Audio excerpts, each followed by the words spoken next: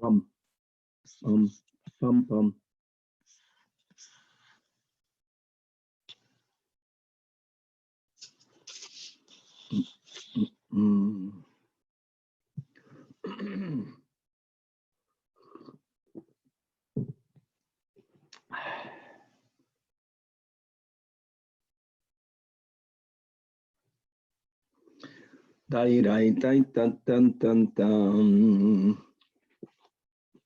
Smach Samach. Can hear you.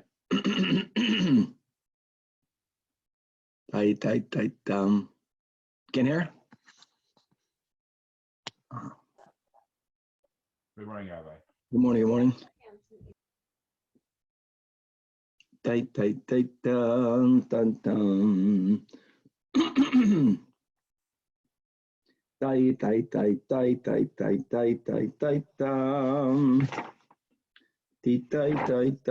Morgen, good morgen. Good morning. Good morning. Already on the way to work. Baruch Hashem. Thank God you have work. Baruch Hashem. Oh, Samach can hear.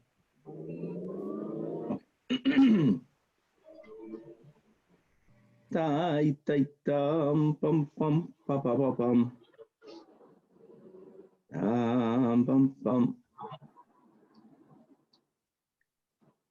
Good.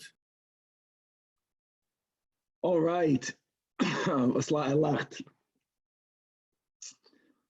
Oh man.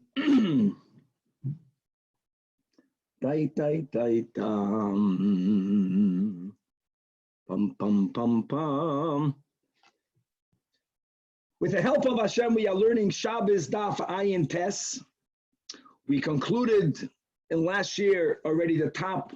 We learned the top of Daf Ayin Tes Amud Aleph, and as we have been explaining that the Tana Rabbi Yehuda, when he is addressing, he's not only addressing the question, he's addressing the person. Just want to add to that as we learned in the whole sugya of Lag BaOmer, Shabbos Daf Lamed Gimel, the story of Rabbi Shimon Bar Yochai, and the reason why Rabbi Yehuda ben Rabbi Eloi, is known as Rabbi Yehuda the Rosh HaMedabrim, and even though that this was a gift granted to him by the Roman government, but everything is Bahashgacha Pratis, and I'm just saying perhaps that's why he is indeed the Rosh HaMedabrim, because he understood how to address the person beyond the question that was being looked at. We're going to start today on the whole Daf Ayin Tes Amud Aleph. We're going to go back to one of the items that the Mishnah spoke about, and that is oir, mita'ayin, hide. We're going to learn about the various stages that hides underwent in order for them to become leather. We're going to learn a little bit about the tanning process, and the nakuda will be that the shiur that the Mishnah gives, the minimum size of hide, for it to be chashav enough for you to be chayiv chatas if you carry it b'shoigig, is kedei kimeya. That's what the Mishnah says, as long as it is large enough for you to be able to write an amulet on it. Rav Nachman holds that shiur will be the same whether the hide is less processed or whether the hide is already more processed, that there isn't a difference in the shiur. And the Gemara will not refute Rav Nachman, but the Gemara will be successful in showing that this is true only by a hide, but there are many other items that when you take the same item, less processed to more processed, the shiur there will change. You know, many things that you process, like we learned, for example, yesterday, when it comes to clay, when it comes to making cement, you don't go and have the tircha to make a small amount. So when it's in its raw state, it's only chashav, people only carry it, they only work with it if you have a larger amount. Only when the item is more ready or fully ready, then being that at that state it's used in a smaller amount, a smaller shiur will be chashav as well. We're going to be learning a little bit about, we learned to Shmoina Asar Davar on Daf, the whole sugi we had earlier on in the Masechta. Rab Chananya ben Chizkiya ben Goring made 18 in his Aliyah. There were 18 takanas. Many of them were related to the dinim of something becoming tamei enough to be matama truma. One of the takanas is that if you touch sfarim, we're speaking about sifrei kodesh, then your hands become tamei on the level of a sheni, and it will be matama truma. Included in that takana, according to some opinions, are tefillin, And they're going to learn some details about it that some opine that it's not only if you touch the box of the tefillin, do your hands become tummy, midrabanan, only enough to be matama truma, but that's true even if you touch the ritzuas. Now really, Daf Ayin Tes Amud Beis primarily is one of the big sources in Shas, speaking about, let's quickly chazar what we quoted yesterday from the Rambam. All this comes from the Gemara. The Rambam begins with sholosh oiroisein, and these are the words, once the hide is fully tanned into leather or into parchment, so when you finish the process, what you have now is called a gvil, and then they used to split the gvil into half. I'll speak what is done nowadays. And as a simon to myself to remember, I got confused yesterday. Klaf is meloshin klipa. The klipa is normally on the outside. So the layer above, the layer upon which hair grew out of is called the klaf. And the layer underneath it, the one that was touching the flesh, is called duchsustus. Actually, the word duchsustus is a composite from duch, is a ramish for duchta, the place of, and sustus in Greek is basar, the place of the flesh. So the lower peel is duchsustus, the higher peel is called klaf. Both of them together is called the gvil. And true that Rambam writes, and all this will have in the Gemara, that Sifrei Torah should be written on gvil, and tefillin should be written on klaf, and mezuzah should be written on duchsustus, and all of that is halacha l'Moshe Sinai. We'll see that there are many lav dafkas here. We will actually introduce a moededika concept. Throughout Torah, we have an idea of lechatchila b'di'evet. And we even have that in Dinei Torah, lechatchila b'di'evet. But what we're going to have over here is the concept of ideal. The words are not lechatchila, the words are lemitzvah, which means lechatchila, even by a halacha l'Moshe Sinai. And therefore, since it's only a mitzvah, we will see how people are known these days. Rav made the statement that duchsustus is like klaf, and there was, we'll see in the Gemara, a back and forth. What was Rav referring to? Did he mean duchsustus is like klaf vis-a-vis tefillin? That tefillin doesn't have to be written on klaf. Tefillin can be written on duchsustus, or Rav held that tefillin has to be written on klaf. When he said duchsustus is like klaf, that was referring to mezuzah, that a mezuzah doesn't have to be written on duchsustus, that a mezuzah can be written on klaf. So we're going to go to, it's a beautiful sugya for people that are connected somehow to Safrus. This is a very important sugya for halacha l'maises, and we'll speak some halacha l'maises when we come to the end of today's shiur. Let us start off where we left off. We left off on Daf Ayin Tes, 7 lines from the top of the Amid, when the Gemara is referring back to the Mishnah. Oir, hide, is kedei lasis kameya, that was the minimum shiur. And just to make it clear that when we speak about a hide, as we will see, where there are many levels of a hide, it can be completely untanned, it can be partially tanned, and as we will develop this when we learn. Amen. Okay, Rav is not going to ask one inquiry, he's going to ask a series of inquiries, but he's going to go minakal l'akavet. The first inquiry will actually be the din that is befedish in the Mishnah. So he didn't ask the first question because he didn't know the answer, but that's the way of learning. You ask the simple, and you establish the simple, and then you start to develop the more complex. So Rav first asks of Rav Nachman, Hamoitzi oir, if you are going to carry, everything is b'shoigig, right? The question is a chayv chatas. If you're going to carry oir, now oir, as it will become clear here, doesn't mean mamish unprocessed hide. It means hide that already has somewhat, it was somewhat processed, it was somewhat tanned. We'll go through the steps, but it is still be'ikr in the state of hide. We're going to learn later that there are 3 things that they did to it. Only the first was done, not the latter 2. So Bekama, how much do you have to take out for you to be chayiv? Now, this is the case of the Mishnah. When the Mishnah spoke about oir, it meant not only fully unprocessed, it meant mainly unprocessed or partially unprocessed. So Amalei, so Rav Nachman tells Rava, and Rava knew this, that's our Mishnah. Kidetran oir, you have to have at least the size, kidei lasis kameya, large enough for you to write an amulet on it, as we learned above. Okay. Hama abudoi. Now he asked him another question. How much must you actually tan on Shabbos for you to be chayiv for doing ibodoides? This is not about carrying. The second boy was the process. How much tircha do you have if you want to turn hide into leather or into parchment? You're not going to make all that effort to have a very, very small piece. So what's the minimum size for you to be chayav for being ma'abed oiros? It's a separate, not carrying. So Rav Nachman says, no difference that people, if someone wants to write an amulet and they don't have any parchment, and therefore they have to be ma'abed oiros, they're going to do all of that tircha only to get the size kadei kameya. Same size. Now, the next question, and we will follow Girsas Rashi. This is important. Not la'abdoi, but la'abdoi. It means a hide that is not tanned. It's not tanned at all. A hide that none of the steps were done to it. What's the minimum size that you carry for you to be chayiv? We're not speaking about someone carrying it in order to tan it. Stam, a person carried it. It's not processed at all. Loishna. In other words, whether it's b'chlal not processed, whether it is partially processed. I mean, obviously, he didn't ask him about. Mayan, you got to mute yourself, Mayan. We're not speaking about parchment itself, because parchment, that's a whole other din. We're speaking about something that is not yet fully ready to be written upon. Nevertheless, the Mishnah gave a shiur of kameya, and Rav Nachman is making it clear it makes no difference in what stage this is up to. Completely unprocessed, partially unprocessed, actually processing it, it's all the same shiur of a kameya.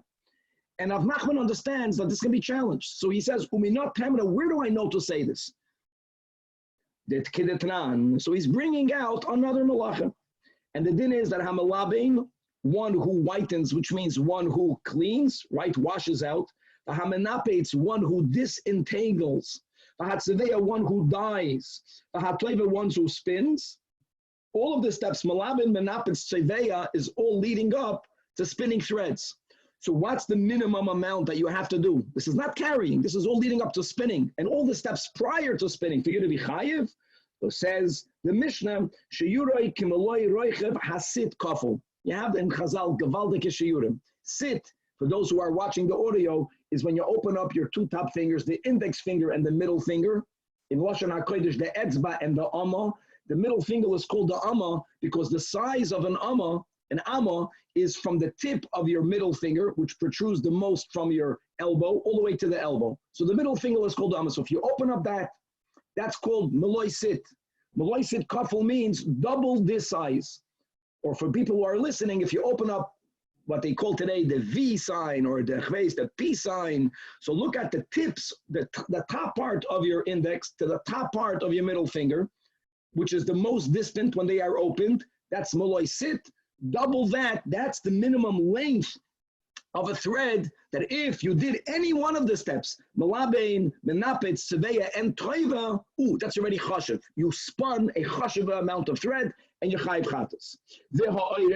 When it comes to weaving, the Mishnah continues, beis chutim, you're weaving two weft threads across the warp threads, and over here, since weaving is even more chashuv, and people sometimes weave even a smaller amount, by weaving, shiurei kimaloi roichev hasit, not kafel, take out the word kafel.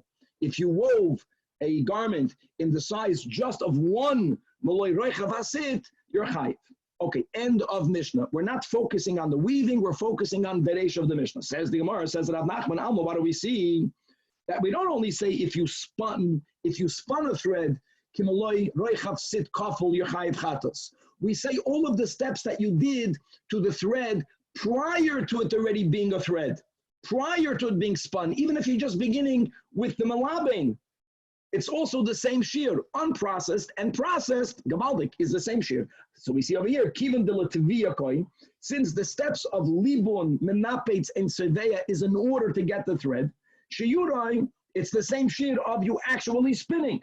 Hachinami, whether you are beginning with a completely unprocessed hide. Here we're not speaking processing it, we're speaking about carrying it. But what is the minimum amount? Given the lavdei koyin, since it stands to be tanned, it stands to be processed, sheyurei k'ma'ubad.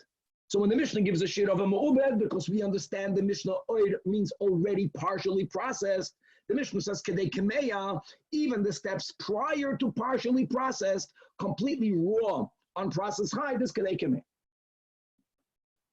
Ushaloy la'abdoi, if you have a hide, another question of Rava, that you don't b'chlal plan to tan it, you're not going to be ma'abed it. What's the shiur of you being chayiv? Again, loishna. Very good.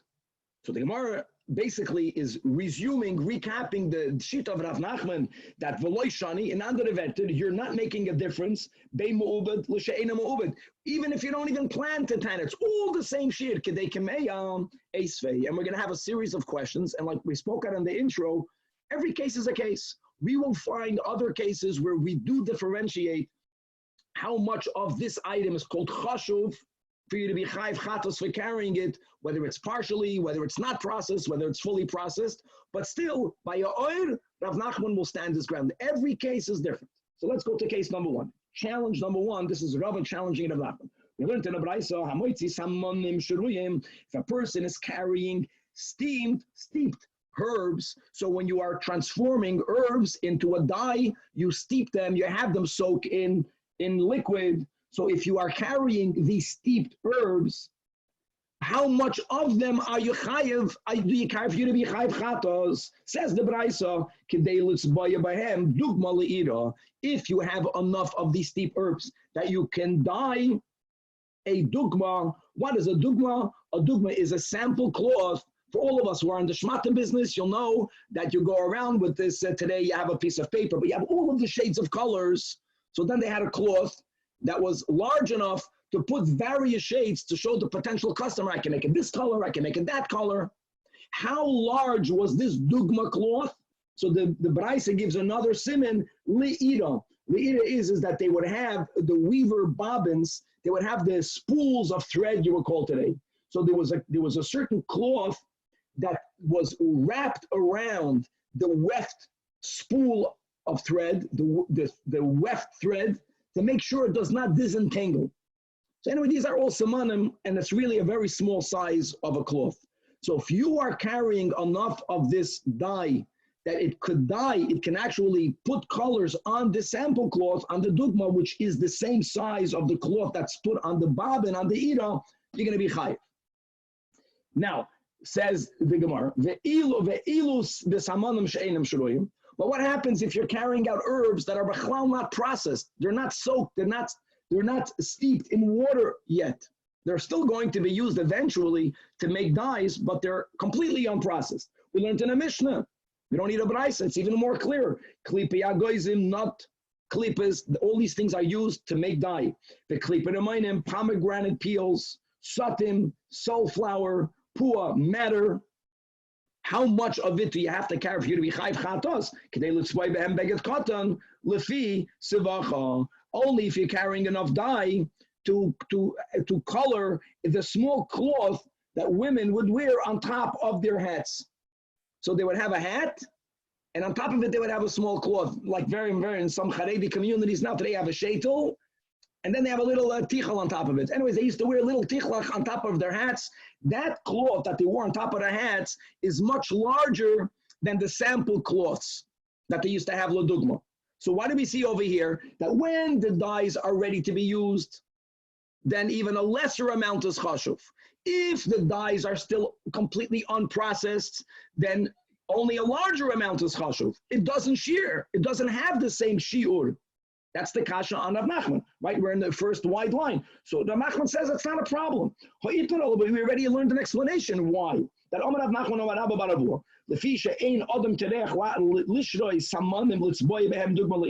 a person is not going to trouble oneself. If you are going to be producing the dyes, you're going to only produce a larger amount. So if it's completely undeveloped, unprocessed, then it has to be this larger size, this larger amount to put enough dye eventually to color the shmata that goes on top of a hat. Once it's already processed, then a smaller amount is chashuv. That's the reason by the samanim. Masha'inka, when it comes to tanning leather, to tanning a hide, the fact is, this is Rav Nachman's argument, that if a person wants to write an amulet, and they don't have anything to write it upon, they only have completely unprocessed hide, they will be matriach themselves to go through all of the steps of tanning, even on a piece that size. So kedei kemeya is something that makes it worthwhile to work. So since it has chashivos, even if it's completely unprocessed, it does shear the same shiur when it comes to the shear of kameya. Another challenge. Garden seeds, the MERCAVA is adino before you plant them. Tonight we learned in the Mishnah how many garden seeds must you carry out for you to be chayv chatos. So zaroinegina pachus mikigregeres. If you carry out a little bit less than the gregeres, you're going to be chayv. The Mishnah says even a smaller shiur, even if you only carry out 5 seeds. Okay, that's when it is unplanted. Now, once they are planted, guys, don't get confused. Once a seed is planted, you're not carrying it. So you have to help cup how the Gemara is making this comparison. But listen, once the seeds are planted, Tanan we learned, Zevel b'choil hadag, if one is going to fertilize, you're going to carry fertilizer and either Zevel, or they used to have fine sand as fertilizer. So how much of fertilizer must you carry to be chayiv? If you only carried enough fertilizer, right, to fertilize 1 single stalk of cabbage, you're going to be chayiv. Again, we're not speaking about planting, but we are the fact that we are saying that if it's enough fertilizer to fertilize 1 stalk, you're chayiv, is the charay that even 1 is chashuv. So we're making this link. Why is it that if you carry only 1, you're not chayiv? You have to carry 5 or pachos mikregeres, because when it's not planted, it's less chashuv. You need a larger amount. When it's already planted, it becomes more chashuv. Another very small shiur. Now we're not speaking about carrying, but we're making the link. Enough fertilizer to fertilize 1 leek. So you see, when it's planted, it's more chashuv. So again, the Gemara, Rav Nachman says, I agree with that. Every case is a case. Correct. Once it's already planted, then even 1 seed is chashuv. Not for carrying, you can't carry it, but for carrying something for it, carrying on fertilizer for it. And when we learned above, the larger shiurim, pachus mikigregeres or chamisha, that's the loizeriya. And all of that is because no one will trouble themselves to plant 1 seed. If you are already planting, you're going to do a larger minimum amount. And nachama, when it comes to tanning leather, tanning hides, a person who wants to ride a kameya will be matriach himself or herself to go through all the steps of tanning, even if it's only for the size kadei kameya. So therefore, a completely unprocessed hide has chashivos for people. And that was the rule that we already began in the last Mishnah. It's an item that has inherent chashivos. It's already the size that most people carry. Shitas chachamim, right? We're not like Rab Shimon. Chachamim are a bit more machmed. If most people carry it, then even though if I never carried it before, or if I was never matzniat before, batlo daitoi, and I'm going to be chayv chatos. And now the final case. We learned this yesterday. Tit, clay, I won't call this today cement. The MERCAVA, the legable, before it's needed, before you make it into cement, the raw material of cement, Tanya will learn in the Braisa, that moigim chacham to Rab Shimon, B'chlal Rab Shimon is more makel, that here, the moitzi shoifchen, that if you are carrying wastewater into the Rishus Harabim, there isn't, you'll never be chayiv if you carried less than a revius. Sheshiurim revius. And we asked even on the sheet, okay, even a revius, what do people use wastewater for? And on that we learned when they make cement, right, when they're going to need clay, they would use wastewater. Now, hold on. What's the sheet of carrying a minimum amount of cement? Much less than a revius. Once it's already needed, Tanya, we learned tit. What's the minimum amount for you to be chayv chatos if you carry the tit? Right? They used to have certain types of crucibles that they used to use this tit to fix the opening. And that's a much smaller amount than the kedei revius. And here again, so we had a kasha. So hold on. If a person is going to use even that small amount, lasos behem pi, to a kur, so why aren't you mechayev if you carried that amount even before you needed it? And we learned no. Every case is different. Hassan nami kidanan. Lefisha ein adam teneach bohem legabel asatit lasis bipikur. If a person is going to malturn the thing to make cement, he's not going to make it only to fix the pikur. The minimum legabel is going to be a revius. So if you're carrying raw material there, kedei revius. Once it's already made, it's a smaller shear. Coming back over here stands Rav Nachman his ground. When it comes to oil, when it comes to hide, a person will go through all the steps, even if he's beginning with 0. It's b'chlal, completely unprocessed, if he wants to write a kameya. And he's only going to be 10 kedei kameya. People do that. So therefore, the kedei kameya shiur here will always be the same. Says the Gemara Tashema. Normally Tashema is where we're trying to challenge an Amoida from a Tana, from a Mishnah, from a Braisa. Sometimes Tashema, we have this, it's not that rare. Sometimes Tashema is quoting another Amoida, as it is over here. Tashema, the Amar Abchia. Barami, in the name of Allah, Shloisha Oirois Hein. This is not the Shloisha Oirois that we quoted, the Lashon Harambam and Perek Aleph of Tefillin. Here we're speaking about 3 Oirois, as in from when you have a hide that's completely unprocessed to the various steps in processing a hide. Each stage, that hide has another name. Name number 1 is matzah. And as we'll see, matzah is a name that's given to the hide even before the first step was done. The first step is salting it. And parenthetically, Gavaldik, many Rishonim say, Mamish me'inyan la'inyan, that when you make matzah for Pesach, don't put salt on it. It has to be only flour and water, because since Chazal used the word matzah by hides, when the hide is not even salted, so matzah means nothing is in there, flour and water. But coming here, we're speaking about the hide. There's matzah. Then there is the next stage where it's called chipa. We'll explain them. And the third is called diftera. After diftera, then you have what we call gevil, as we'll speak out in a moment. So matzah means kamashmoy. It's a matzah. The loy meliach, it wasn't salted yet, nor was it kamiach. The next step is salting. After the salting step, they would soak it in flour and water. That's kamiach from kemach. And after that, they would soak it in mei ofnitz, in gall nut juice. Okay, so when it comes, this is Rabchia, this is not a Tana. When it comes to carrying a matzah, that means hide, that's bechlal unprocessed.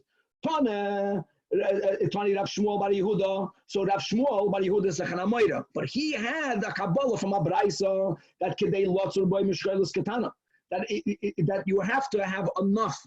That's chashav to use to wrap a small weight. In the days of Chazal, the weights were made out of soft metals, and it's so important, as the Torah emphasizes, that you should have correct weights in a counterbalance.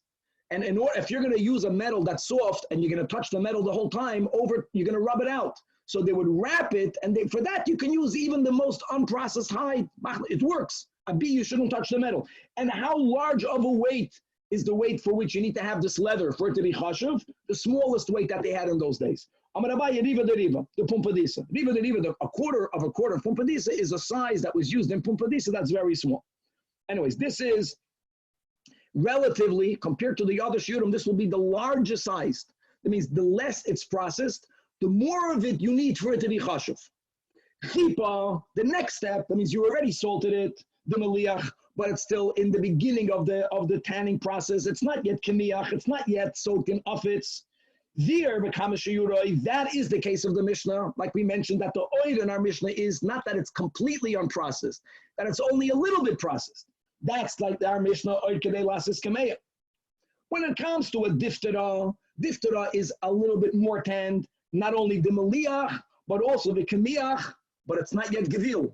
It didn't undergo the third step. Here, this is all the Rabchia speaking, kedei lichtov all of us get. Large enough to write a get. Now, for people, no one should know this, but a get today is a gimel test, right? 12 lines. That's the get, 3 and 9. But as Rashi writes 5 lines from the bottom, that being that the main part of the get, gufay shall get, is just to write harei at muteres l'chol adam, and having on it shmoi v'shema v'ho'edem v'hazman. And Rashi holds that this kedei lichtov v'saget is smaller than kedei kemiyah. When they would write an amulet, they would need more paper, and it's avada much, much smaller than the amount of hide needed to wrap the measuring metal. So what do we see over here? Katani, however, what's the point? This is all up here. Tanamias, kedei lotzur by mishkalis katana. That if it's completely untanned, you need to carry a larger amount than the kedei kemiyah. Like Abaye explained, riva de pumpadisa. Now, this is like a Rabchia. Rav Nachman can theoretically argue with him, but does he argue with Rav Nachman? Rav Nachman tells the Rava that even if it's completely unprocessed, it's not the oid, it's called a matzah. Rav Nachman told the Rava it's the same shiur of Kedei Kameya. So the Gemara says no, that they don't even argue. Hassan over here, in the case of Rab Chia, speaking about the matzah, when do we say you need to have the larger amount, the size needed to wrap this weight?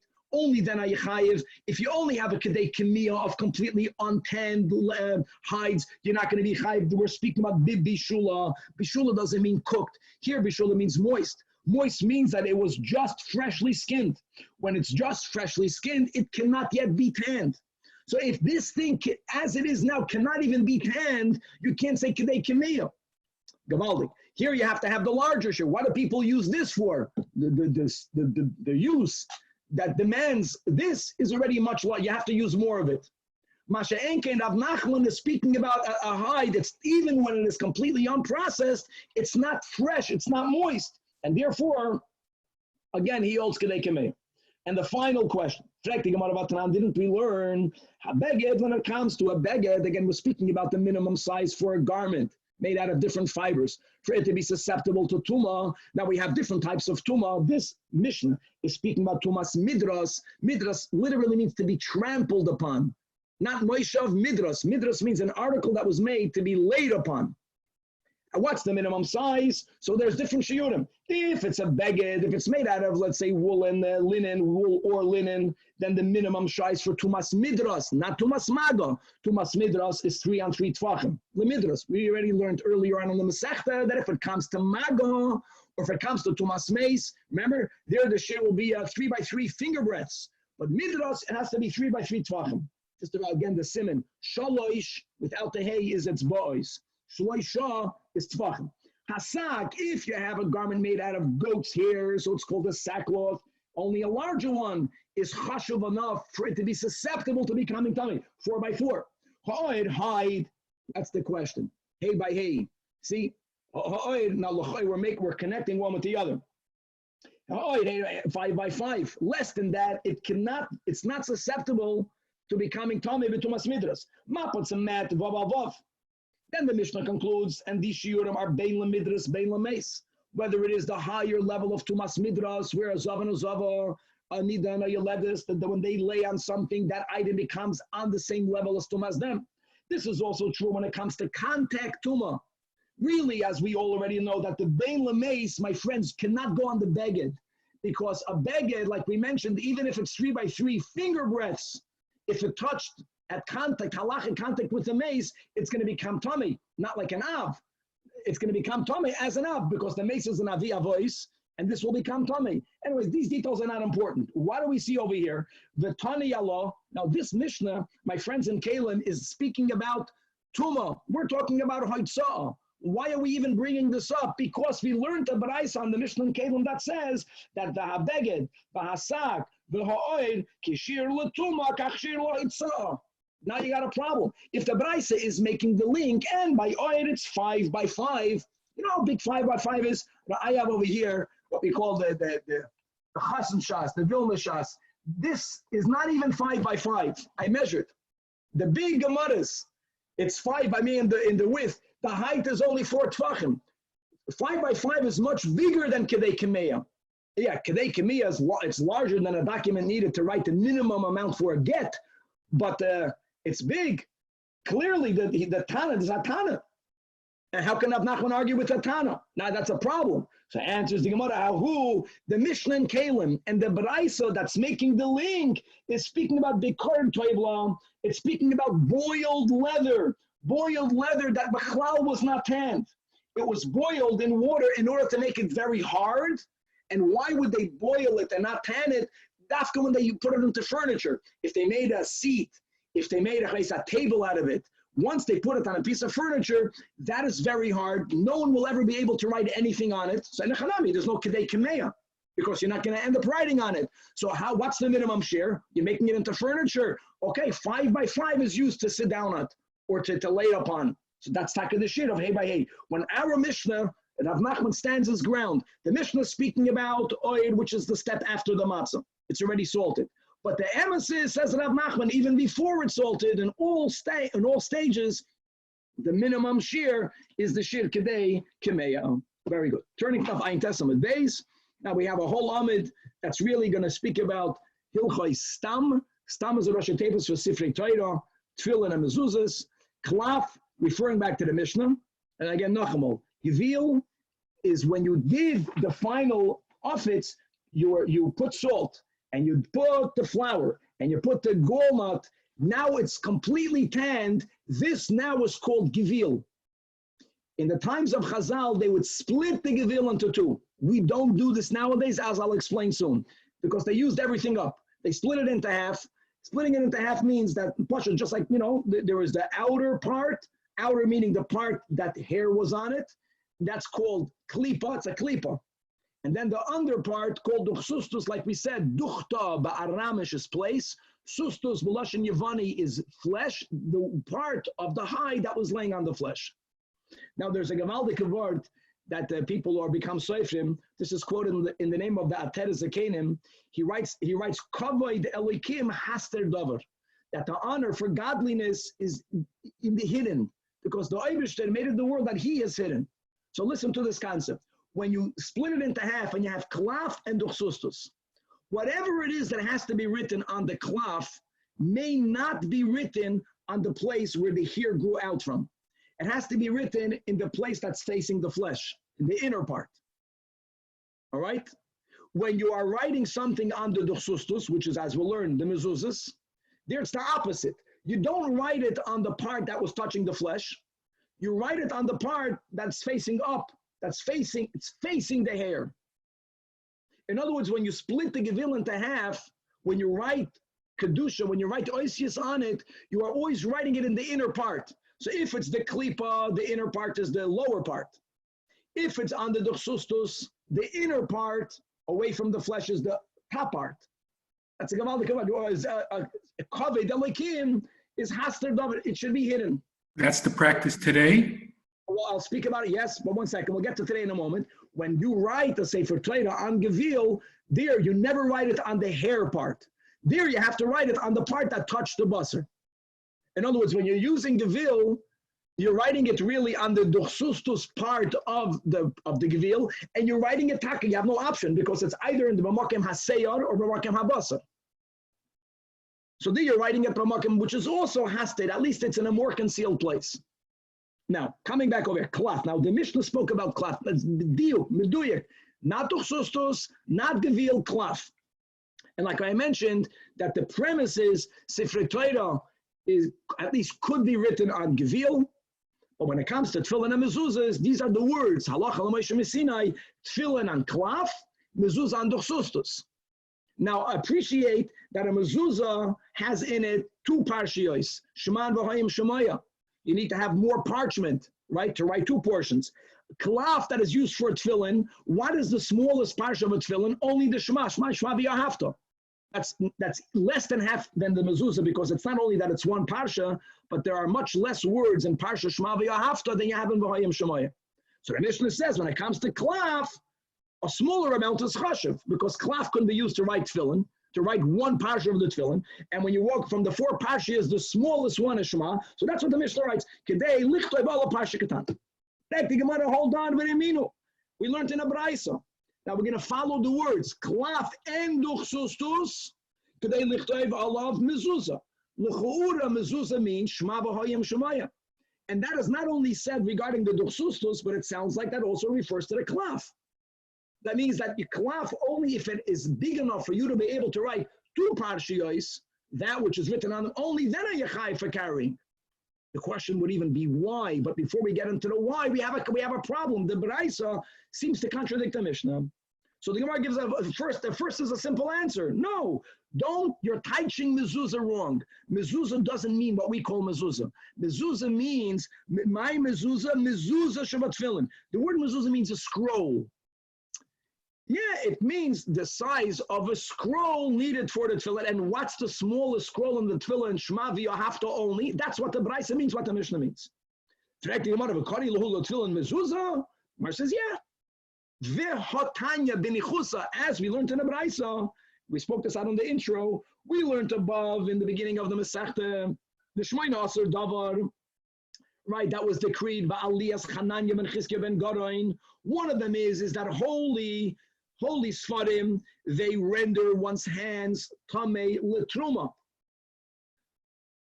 And we have this, by the way, today. Today, aside, there's dinim tuman, there's dinim of kavod. You're not allowed to touch the inside of a sefer Torah. Your hands can become tamei l'truma. There are some that who hold that this takana wasn't only on the scroll itself, but even on the tefillin. Means when we put on tefillin, after you put on your tefillin, you'll have to wash your hands if you want to touch truma. And then the most common opinion is it isn't only on the boxes, on the tzitza, it's even on the tzuos if they are connected.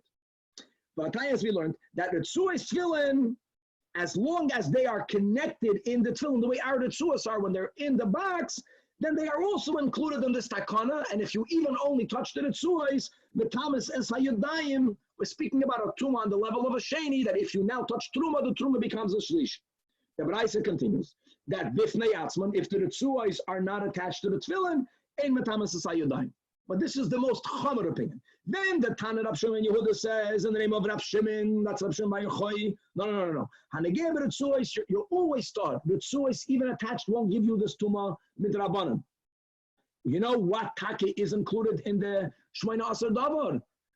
The ktzitza. And if you touch the ktzitza, and the only way, my friends, you can put on tefillin is only by touching the ktzitza. We are not allowed to put on the tefillin by only touching the tzuos, because it's disrespectful for the tefillin. We spoke this out when we learned menachas, when we learned the sugyas of tefillin. Many people, they should know that. You're never allowed to allow the tefillin to hang from the tzuos. Even when you put on your head tefillin, you have to do it in a way that one of your hands are always holding the ktzitza itself.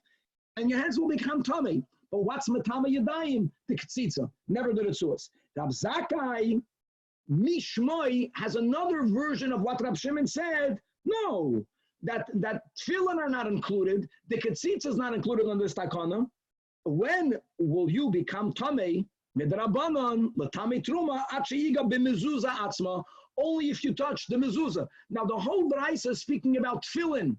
So you see over here that the mezuzah here in this context is not referring to what we call a mezuzah. It's referring to a scroll in the tefillin.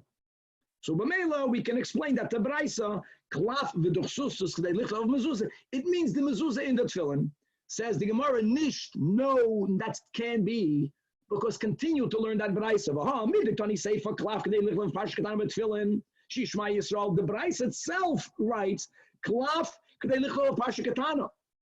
So michlal that the reisha, the Braisa is not repeating itself twice, is referring to mezuzah. Now the problem becomes much bigger, like Rashi points out. Then it's not only that the Braisa contradicts the Mishnah, the Braisa contradicts each other. The Reisha begins klaf and duchsustus, and then the Sefer speaks about klaf, and each one gives a different shiur. So you have a stira. So the Gemara answers, hachiktani, saf v'duchsustus shiurim bekama. This is the Reisha of the Braisa. The Reisha means mezuzah. But that's only for the duchsustus. If it's a piece of duchsustus, what is the minimum size that's chashuv? A size that's needed to write a mezuzah. But they licht of mezuzah, which is shema and v'hoya. When it comes to carrying out a klaf, klaf is already used for tefillin. K'dei licht of olav parshat katana shema tefillin shehi shema Yisrael. So what do we have? We have clear, as we spoke out in the intro, right? As the Rambam establishes in halacha, that tefillin on klaf and mezuzah on duchsustus. And as we'll see in a moment, this is a halacha l'Moshe Messinai. Says Rav, achidish. Now, no one understood exactly what he meant. As we'll see, there was a havamin of what he meant, and then we have at the end, the last line of the Amid, what he taka meant. Rav says duchsustus is like klaf. That's all he said. Now, this can go two ways. Simple, right? It can go that mezuzah can be written on duchsustus and klaf, which is the maskana, which is what we do nowadays. That mezuzah, not only can you write it on duchsustus, you can write the mezuzah on klaf, but that's the maskana. The havamina is that when Rav says duchsustus hareu keklaf, he was speaking about tefillin. Don't think that tefillin can only be written on klaf. Tefillin can also be written on duchsustus. That's the initial understanding of his words. In other words, says the Gemara, ma klaf koisen of tefillin, af duchsustus is good enough to write on the tefillin. I fragt the Gemara, if that is what Rav meant, it says in our Mishnah, Klaf, Kedei Lichtoiv, the Bach adds the words Olav, Pashkat Shabbat Tefillin, Shishma Yisrael. Doesn't that imply that only Klaf in that size is Chashuv Chayv Chatos? Duchsustus in that size, that's what the Mishnah implies in the parentheses, you won't be Chayv Chatos. Why not? Because Duchsustus is needed for Mezuzah. And for that, you have to write Shema and V'hayim Shemaya. If you have a piece of Duchsustus that's only large enough for Shema, it's not usable. So it's not Chashuv. Now, if Rav is correct when he says that even Tefillin can be written on Duchsustus, so then even a piece of Duchsustus in that little size should also be Chashuv. So answers the Gemara, yeah, Rav is in the Vayla means you can write Tefillin on Duchsustus. But since the mitzvah means lachatchila, you lachatchila are supposed to write a mezuzah, a tefillin on klav. You're not lemitzvah. It's not ideal to write tefillin on duchsustus. So therefore, when you have a piece of duchsustus that's blank, since it should really lemitzvah not be used for tefillin, if you carried it, you're not going to be chayiv chatos. Because it ideally has to be large enough to write a mezuzah. But if a person, so to say, b'di'evet, they wrote a parsha on duchsustus and they put it into the tefillin, then Rav is saying it's good. And this is a huge chiddush. Mitzvah is like ideal and not the mitzvah, but you did the mitzvah anyways. Frek the Gemara Tashmat says in the Braisa, Halach l'meishim Sinai, that tefillin ala klaf amzol l'sustus. And now the detail that we spoke out from that Teres Zekenim, it's not just which part of the slice, the outer one or the inner one, the klipa one or the inner one, but it's this detail, that whatever you're writing on a klaf, don't write it on where the hair, where the seir was. It has to be in the inner, hidden part, the makim basar. Whatever you're writing on the duchsustus has to be on the top part, has to be the makim seir. Oh, why do we see from this brayse? It's halacha l'meishim Sinai. Now, yeah, we have even b'do'iraisas the concept of lemitzvah, ideal and a b'di'evet, which is gavaldik. But to have this in a halacha l'meishim Sinai, the havamina is halacha l'meishim Sinai. You got to keep it the way God said. So the Gemara says, no, that even halacha l'meishim Sinai could sometimes only mean lemitzvah, but not le'ikuv. It's not ma'akev. And therefore, that's what Rav is telling you. Rav is telling you, duchsustus, again, the havamina is that if you wrote the parsha of tefillin on duchsustus, it's kosher. We learned in Abraisa regarding this halacha l'meishim Sinai. Shina, if you deviated, then puzzle means b'di'evet. So the Gemara says, yeah, the Braisa says Shina puzzle, but it's not a two-way street. We're not speaking both tefillin and mezuzah. That only goes on the mezuzah.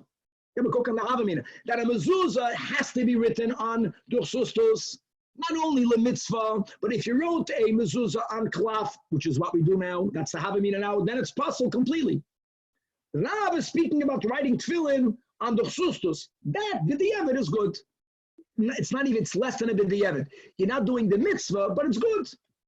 No, it says shina bozeh u-bozeh puzzle. Bozeh u-bozeh. Doesn't that mean tefillin and mezuzah? The Gemara still says lav dafke. There's two things here. Either the mezuzah, and the Braisa is adding if you made either one of the following two shenuyim, it's puzzle, which is the kasfinu aklaf, the makim seyar. And if you write a mezuzah on klaf in the place of the hair facing up, you'll think it's facing up like the duchsustus, but it's here on the klaf facing up, is taka where the hair grew out of, it's puzzle. The other bazeh means inami, even if you wrote the mezuzah the way you have to, according to this havamina dafka and duchsustus, but if you wrote it the makim basar, it's also puzzle. That's the bazeh, but it's all referring to mezuzah. None of this refutes Rav. And now the Gemara says, I know that's already a doichik. I'll accept that shina bozeh means this braisa holds that this halacha l'meishim Sinai is not just lemitzvah. It has to be tefillin on klaf. It has to be mezuzah on duchsustus.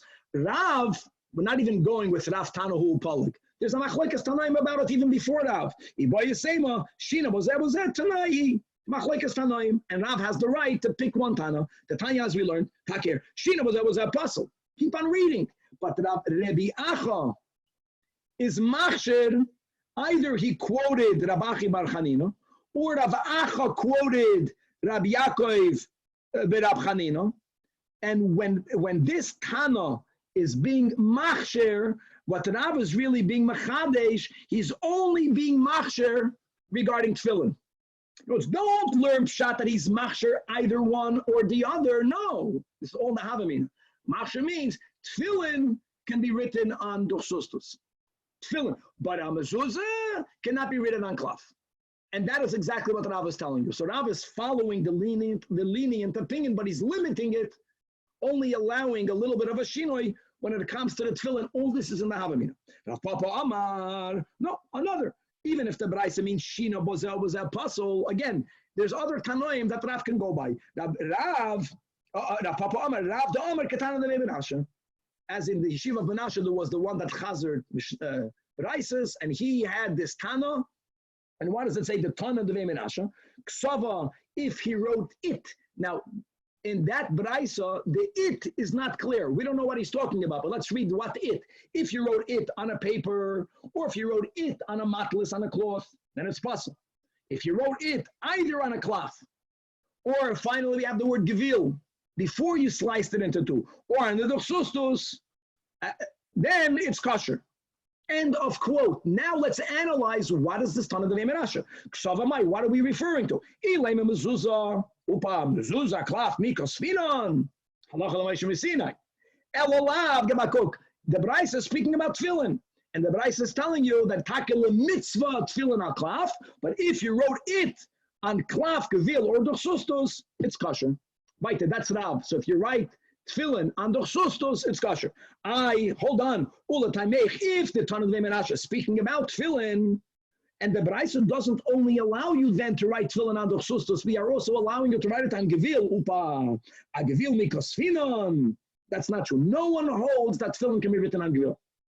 And therefore, Ella, it must be that the Tana of the Menashe is not going to be a raya to Rav. It's speaking only about a Sefer Torah. Kitanya Yiv Sefer Torah, Taka Sefer Torah can be written on all three.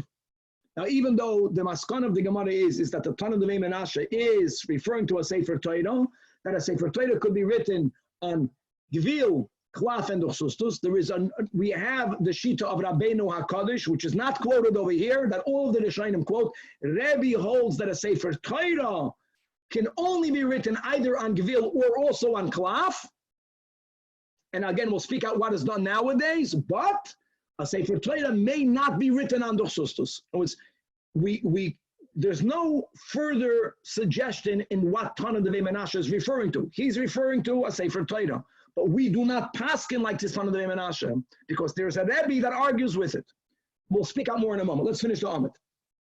So now, now that we were unable to refute Rav, again, we're all going with the Havamina that Rav is referring to tefillin. And Rav is saying the words of Rav is duchsustus is like klaf, meaning that you can write tefillin even on duchsustus. It says in a Braisa, ka yoitze boi, similarly. So before we go on into the second example, so Rashi fills in the blank. Then the Braisa begins speaking about, may a person use any part of the hand tefillin for the head tefillin, or any part of the head tefillin for the hand tefillin. So the rule is, malin ba'kodesh v'loy moridin. The head tefillin is considered an article that has greater kedusha than the head tefillin for various reasons, and therefore anything in the hand tefillin, when it's possible, could be upgraded malin ba'kodesh to become part of the head tefillin. But none of the head tefillin can be used for the hand tefillin because ein moridin. Now the Braisa kayotze boy tefillin shabolu. If tefillin wore out, we're speaking here about the parshiyos now, or the first white line in the Amid. The Sefer Torah Shabbat, if you have a Sefer Torah that wore out, doesn't mean the whole thing was worn out. It means that the Sefer Torah was so worn out that it cannot be fixed anymore. And we're going to speak other Menachas, we spoke about the rules. This Sefer Torah cannot be used anymore, but a lot of it is still good. Or, so now you want to use it for something else. So says the Braisa, ein oisim mehem mezuzah. Can't use a part of the tefillin or a part of the Sefer Torah to make it into a mezuzah. Because of this rule, lefisha ein moedidin mikdush chamura l'kdush kala. End of quote. Now is a punchline. Gavaldik says the Gemara, time of the Emoridin. I get it. That's the only reason why you may not, which implies that if we would be allowed to be Moridin, then you would be allowed to take a piece of a Sefer Torah or the Tefillin and to use it as a mezuzah. Now, before we go on to the question, to the proof that I have, look inside the second to last Tosfos, and here's the challenge. There is a rule when it comes to writing a mezuzah that we know that you may not write anything shaloi kesidron. That's the whole challenge, that today, if our mezuzah becomes puzzle, it's not like in the Sefer Torah, fix that letter and you're good to go. The whole mezuzah is not good. Because if one letter was missing, because it's invalid halachically, and now you fixed it, the whole mezuzah is written out of order. Because the whole thing was written besides that letter. That letter is somewhere in the middle. The only letter that can be fixed is the last letter in the mezuzah. So there's a shaloi kesidron. So what are we talking about over here? What do you think we're talking about? You're taking a Sefer Torah. Don't forget that the Parsha Shema is in the Aschanon. Parsha's Vayim Shemaya is where? It's in Vayim Shemaya is in the Akev. So how exactly would you use it for a mezuzah? A mezuzah has to be written on one piece of parchment. You would have to cut out everything in between one and the other. Must be, says Tosfos, that what would you do? Let's say that in your Sefer Torah, the portion of Shema v'yohavta ends at the bottom of a column. If that part is not worn out, if not for ein moiridin, you would cut out that piece of the Sefer Torah. And as we spoke out the concept yesterday about borders in a Sefer Torah, there has to be a border. So there's a lot of parchment under the end of a column that is blank, and you would be able to write it over there, V'hayim Shemaya. Now here, you wouldn't have a problem of Shaloi Kesidron because the Shema is written first, and then you have V'hayim Shemaya. Tosfos adds that our, Shitas Tosfos, Shaloi Kesidron is only in one parsha. But one parsha relative to the other, you can write one parsha before the other. That you would be allowed to, if the V'hayim Shemaya in Akev starts at the top of a column, and on top of that you have a border. If not for the Ein Moedin, you would be allowed to cut out that shtikala. So you already have a V'hayim Shemaya written in the Sefer Torah, and you would be allowed to add Shema on top of it. And then you would have a bona fide mezuzah, and Tosfos holds, now this is brought down on Shulchan Aruch, and we don't agree, we don't pass in this way. But the Tosfos is coming from the premise that there is no Shaloi Kesidron issue when it comes to a mezuzah, the Parsha Yosef. Coming back into the Gemara. So the second wide line. So if not for Ein Moedin Oisim, so you're using a Sefer Torah for a mezuzah, or you're using tefillin for a mezuzah. Now the Chsiva Amai, what was this written on? Side the Sefer Torah, side the tefillin. My love, that they were written on a dechsustus, because based on the premise that mezuzah has to be on a dechsustus, based on the premise that that is not only le mitzvah, but that's la'akev. So if you are taking a piece of a Sefer Torah or a piece of the tefillin and you're putting it into and you're making it into a mezuzah, it must be that the tefillin was written on dechsustus. And that is the source that Rav holds, this all the Havamina, that tefillin can be written on dechsustus. Says the Gemara Loi, that we're speaking about, the tefillin is written on cloth, or the Sefer Torah is written on cloth. And yes, and we're taking that, and that's becoming a mezuzah. Mezuzah, cloth, mikos finon. One says, yeah, mezuzah faket, mezuzah can be written on cloth, which is our mezuzahs, my friends. In Vehatanya, again, binichusa, that kesava, this brayso is clearly speaking about mezuzah. The it is mezuzah. If you wrote it on the cloth, if you wrote it on a paper, mezuzah. Sadly, how many mezuzahs, right, the forged mezuzahs, or if you wrote the parshiyos on a matlis, on a cloth, it's possible. However, Amar Rab Shimon and Elazar, in the name of the Tanach Rab Meir, yeah, Nayar is nicht good. Matlis is not good. 3 lines from the bottom. But if a mezuzah is written on a cloth, it is good. And it's not le mitzvah. There is an advantage of writing a mezuzah on a cloth, because the cloth, the klipa, the higher part of the gevil is stronger and it lasts longer. The dechsustus part is much softer, doesn't last as long. So he's not telling you that even though it's le mitzvah, halacha l'moshe misinai, there's a mile of writing it on a cloth. So holds Rab Meir. So now says the Gemara, now that we just discovered Shitas Rav Meir, it was discovered because it was written in a brayso. Not all of the Amoraim knew the braysos. But now that we know it, why are we trying to say that Rav, who made a statement that is not clear, was speaking about tefillin, that tefillin can be written on dechsustos, with all of the pushback we had above? No. L'Rav Nami loy tema, that when he said the words dechsustos hareo keklaf, that he was referring to tefillin. He was not. Rav will subscribe, like we learned above, that no tefillin dafkan klaf. Elyahu, when he said the words klaf, hareo kiduch sustos, he meant only referring to mezuzah. The ma duch sustos, kaisvin alav mezuzah. That's the halacha l'Moshe Sinai. So Rav, based on Rav Meir, is coming and telling us af klaf kaisvin alav mezuzah gewaldik. And as the last place in the Amid points out, the reason why we had the whole back and forth in the beginning is because when Rav said on the base Midrash, he only said the words, Duchsustus is like klaf. And the Talmudim didn't challenge him. They didn't know what he meant, so they assumed wrong. Now we clarified what he meant. I just want to say the following, that I spoke yesterday with Rabbi Yosef Teitelbaum, which is a Sofer Mumche here in Los Angeles.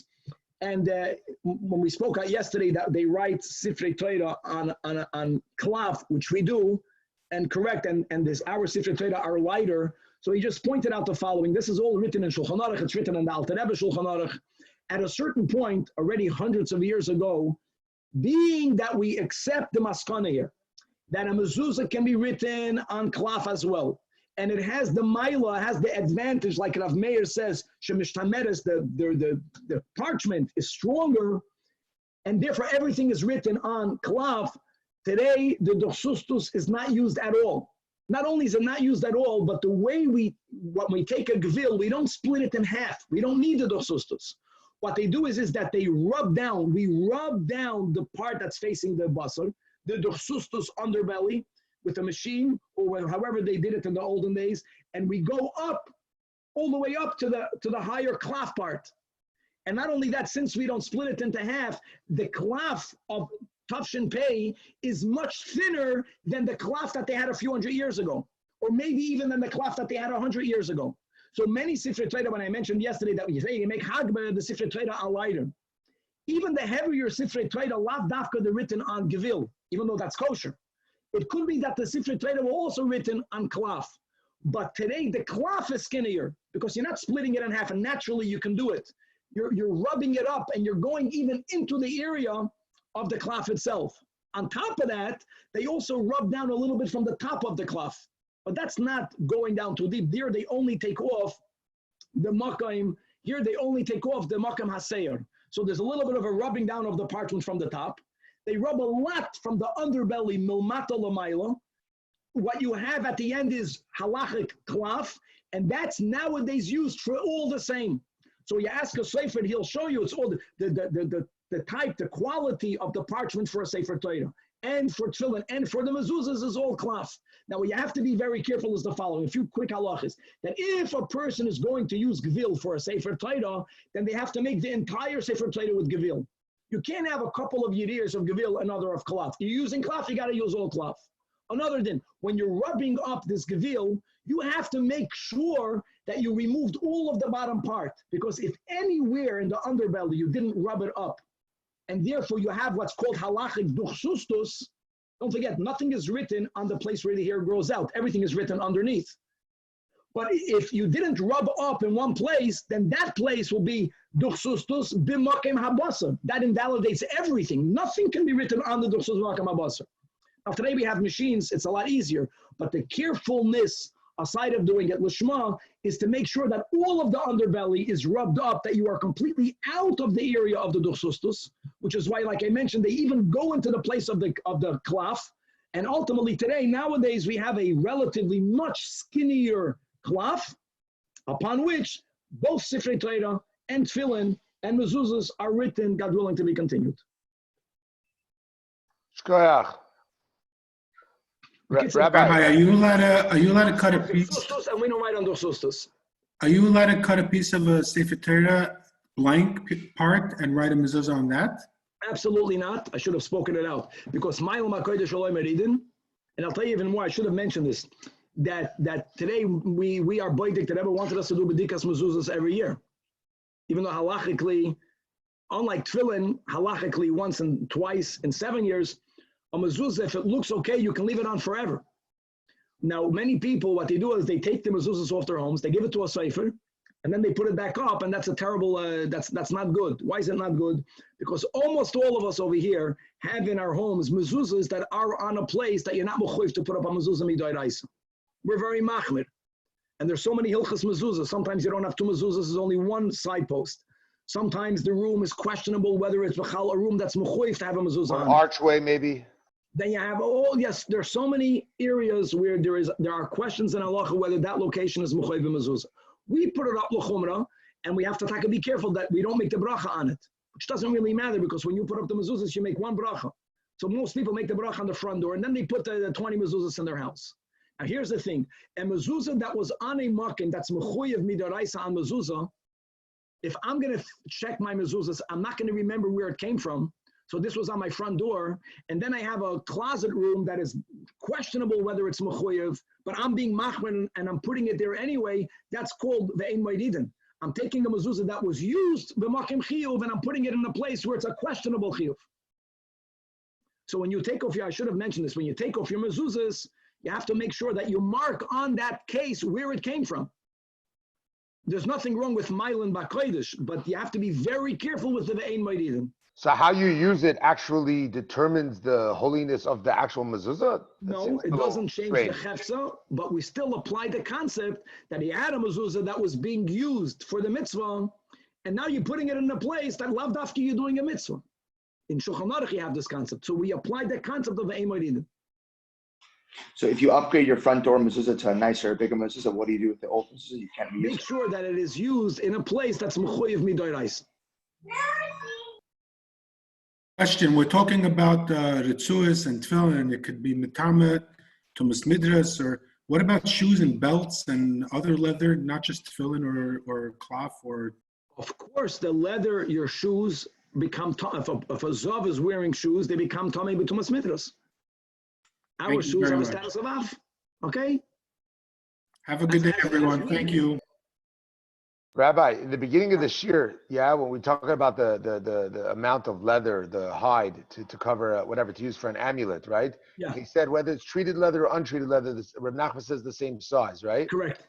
Just to be clear, according to that, are we saying the size that makes that end size is the same when it doesn't shrink down or something like that, right? I think it gets skinnier. I don't know. That it's a good point. Because you would think. Let's say it shrinks down. So if it shrinks down, so what he means is the size that will become large enough kedei kameya. Like the amount of whatever it was to become a revius or something like that. Correct. Right? Very good. It shrinks down a little bit. I think it primarily shrinks down and it loses its stomach, but in the stomach it shrivels up a little bit, salted. That's what I was thinking. But then it wouldn't be exactly the same size. Yeah. But it's all about the kedei kameya. That's the point. All right. Rabbi Danny, the leather that they do to a drum is they stretch it out and stretch it out and stretch it out to make it a drum. The tarbuka, the drummers, the leather that is thin like a paper. No. And it's been stretched. What's your question? And the leather that and other leathers are getting thick. They don't let stretch. Is that difference between stretching and not stretching in the amount? You know, the Tanoim and even the Amoraim never went into those details. Whatever amount of leather you will use to write a kameya, if you are a tanner and a stretcher, then I'm sure it's going to be even a shorter amount. If you're starting with a piece of leather that's large enough to write on it a kameya at the end of however you make it, that's where the chiyuv is. That's the point of the Gemara.